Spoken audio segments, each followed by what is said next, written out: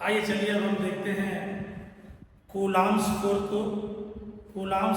को vector form में। सो coulombs force को पहले हम लोग डिस्कस कर चुके हैं। Coulomb's force F is equal to 1/4 pi epsilon 0 Q1 Q2 upon R square.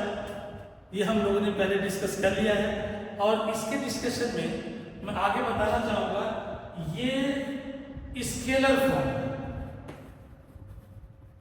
ये क्या है? ये scalar form of coulombs law है। ये कूलाम्स लॉ क्या है? स्केलर फॉर्म है। लेकिन अब हमको डिस्कशन इसमें करना है इसके वेक्टर फॉर्म में। तो वेक्टर फॉर्म में हमको देखना पड़ेगा vector form of coulombs law.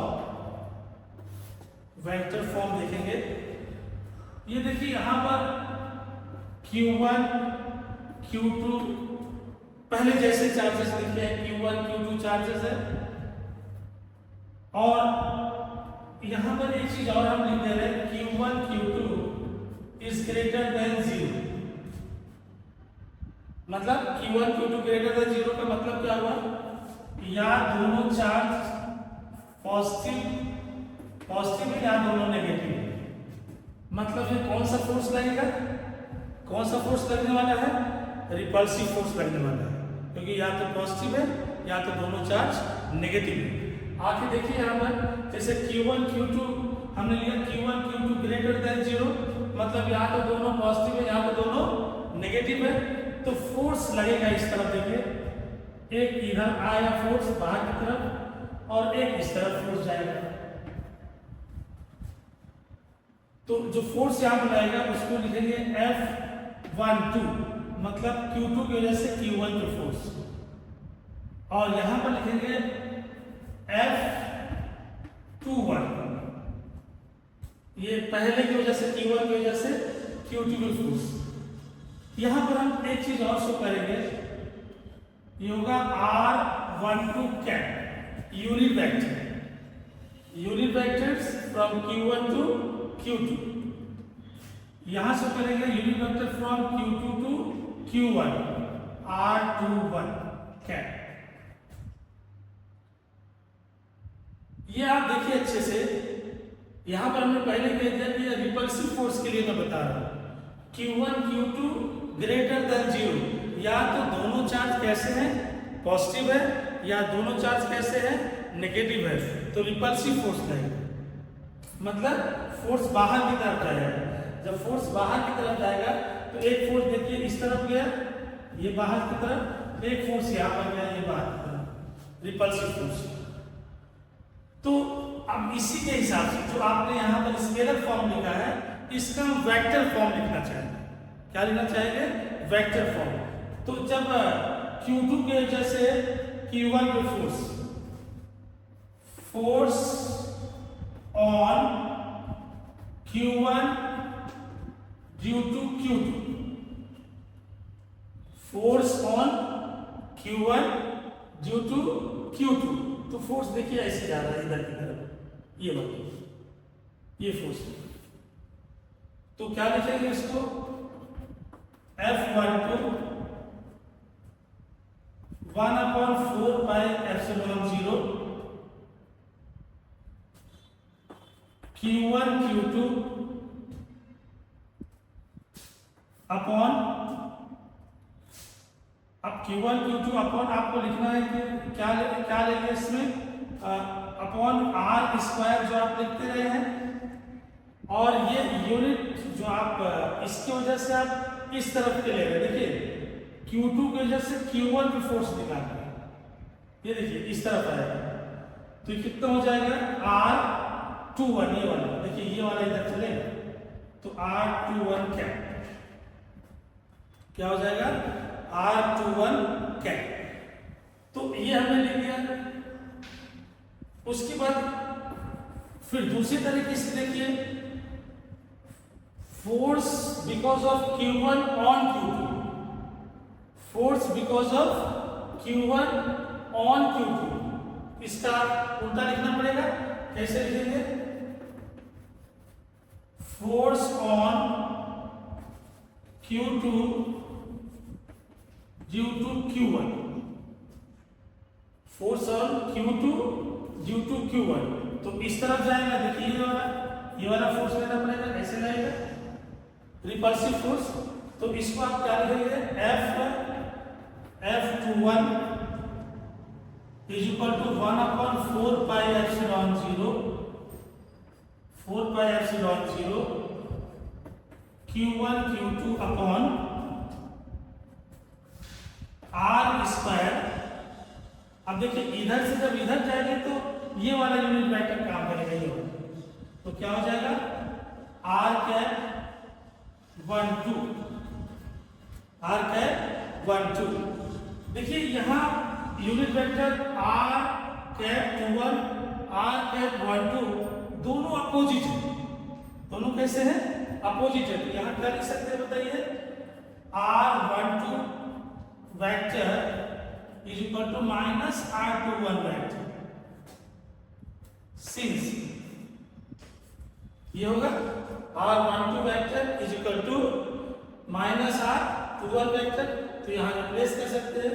तो F21 क्या हो जाएगा बताइए, F21 vector is equal to 1/4 pi epsilon 0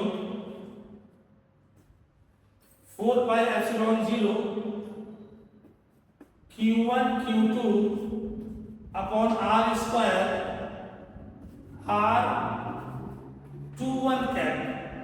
ये 1 2 की जगह क्या लिख देंगे, 21 कैप, एक माइनस साइन आएगा तो यहाँ पर हम माइनस लिख देंगे। अब ये देखिए ये पहले वाले के बराबर है। तो किसके बराबर है, पहले वाले के बराबर है। किसके बराबर है, फर्स्ट वाले के बराबर है। तो इसको क्या लिख सकते हैं, तो लिख सकते हैं माइनस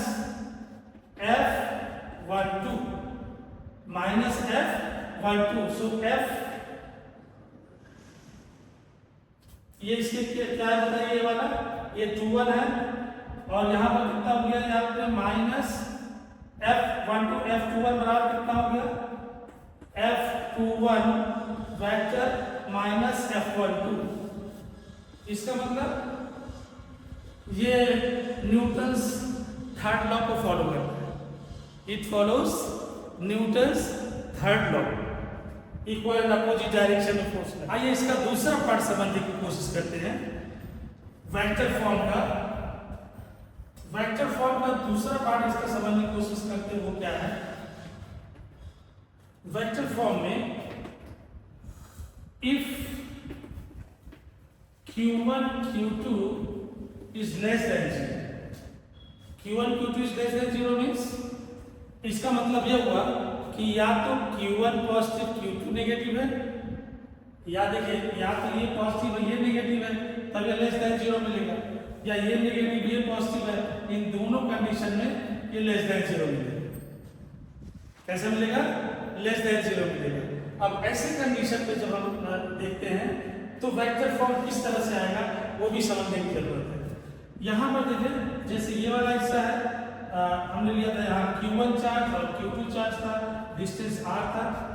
लेकिन अब क्या होगा, क्योंकि ये दोनों अपोजिट चार्जेस हैं, जब भी अपोजिट चार्जेस होंगे तो अट्रैक्टिव फोर्स रहेगा। जब अट्रैक्टिव फोर्स रहेगा इसका मतलब ये हुआ कि अट्रैक्टिव फोर्स रहेगा तो जो F12 अभी तक बाहर जा रहा था वो अंदर चला जाएगा। F12 कहाँ चला जाएगा, अंदर चला जाएगा। और यहां पर जो F21 था वो भी अंदर चला आएगा, तो ये अट्रैक्टिव फोर्स है। और जो बाकी चीजें वैसी रहेगी, R12 कैप और यहां पर रहेगा R21 कैप।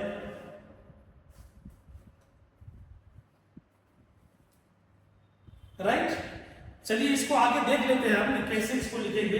तो जैसे force on Q1 due to Q2, force on Q1 due to Q2, तो वो तो ये वाला फोर्स होगा। कौन सा फोर्स होगा, ये F12 cap F12 vector is equal to 1/4πε0 Q1 Q2 upon R square, यहां पर होगा R12, क्या होगा R12, मतलब जो यहां होगा वो यहां पर होगा, बराबर ही है। So force on Q2 to Q1, force on Q2 due to Q1। अब इसको देखने की कोशिश करते हैं, इसको अपोजिट देखने की कोशिश करते हैं यहां पर, तब क्या आएगा बताइए, यह आएगा F21 vector is equal to 1/4πε0 Q1 Q2 upon R square. Direction same रहेगा क्योंकि एक ही तरफ जा रहा है, देख लीजिए एक ही तरफ जा रहा है, मतलब ये दोनों एक तरफ जा रहा है, ये दोनों एक तरफ जा रहा है, 1 2 एक तरफ जा रहा है, यहाँ 2 1 एक तरफ जा रहा है, तो क्या हो जाएगा, यहाँ बन जाएगा R21 कैप। अब आप देखिए जो पहले हमने बताया था उसमें रिपल्सिव फोर्स में ये 2 1 है, तो ये 2 1 है जब ये अट्रैक्टिव फोर्स है, यहाँ पर देखिए जब ये 1 2 है तो ये भी 1 2 है जब ये अट्रैक्टिव फोर्स है, जबकि रिपल्सिव में उल्टा है क्योंकि वो बाहर की तरफ फोर्स करता है। अभी तक दोनों फोर्स देखिए, इस वाले फोर्स को देखिए और ये वाला फोर्स को देखिए, ये एक दूसरे के अपोजिट काम कर रहे हैं। कैसे काम कर रहे हैं, एक दूसरे के अपोजिट काम कर रहे हैं, अपोजिट काम कर रहे हैं means therefore F12 is equal to minus F21, F12 is equal to minus F21, एक दूसरे के अपोजिट काम कर रहे हैं, इस वजह से ऐसा आएगा। तो हमने ये देखा कि वो चाहे Q1 Q2 ग्रेटर देन 0 या Q1 Q2 लेस देन 0 हो, दोनों ही कंडीशन में F12 इज इक्वल टू कितना आता है, माइनस F21 या F21 is equal to minus F12 आता है। इसका मतलब ये हुआ कि ये न्यूटन्स थर्ड लॉ को फॉलो करता है, it follows Newton's third law और it obeys Newton's third law. ऐसे यहाँ लिख सकते हैं, at last it obeys Newton's third law, it obeys Newton's third law. और हम ये भी कह सकते हैं कि न्यूटोनियन लॉ को electrostatic force. First category is, पहली इसके कैरेक्टरिस्टिक क्या है, it is a central force, it means that, इसका क्या मतलब है कि ये सेंटर टू सेंटर वर्क करता है, सरफेस से नहीं करता, सेंटर टू सेंटर। जैसे Q1 एंड Q2 दो चार्जेस हैं, तो कहाँ का वर्क करेगा, ये काम करता है सेंटर टू सेंटर, बीच केंद्र से केंद्र की तरफ, centre to centre. Second characteristic is it obeys inverse square law, F is inversely proportional to R square. जैसे ये डिस्टेंस है तो इसका inversely proportional to R square, distance के इनवर्सली प्रोपोर्शनल होता है। चलिए तीसरी कैरेक्टरिस्टिक के ऊपर डिस्कशन करते हैं। तीसरी जो कैरेक्टरिस्टिक इसकी है वो the force is either attractive और रिपल्सिव। कैसा फोर्स होगा, force electrostatic force, you can write like this, electrostatic force is either attractive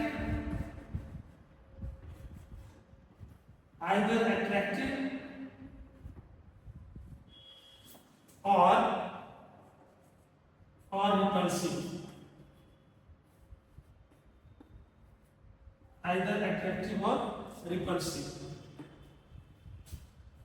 Now the last one, fourth, it is two body interaction. Electrostatic force is two body in interaction. If many other are there, no, we are not considering it, हम कोई दो charge को लेकर के समझते हैं। So it is two body interaction, it is two body interaction.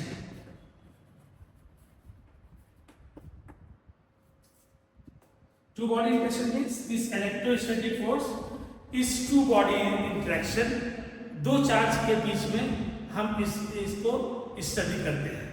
सो ये इसका कैरेक्टरिस्टिक्स ऑफ कूलॉम्स फोर्स है या कैरेक्टरिस्टिक्स ऑफ इलेक्ट्रोस्टैटिक फोर्स।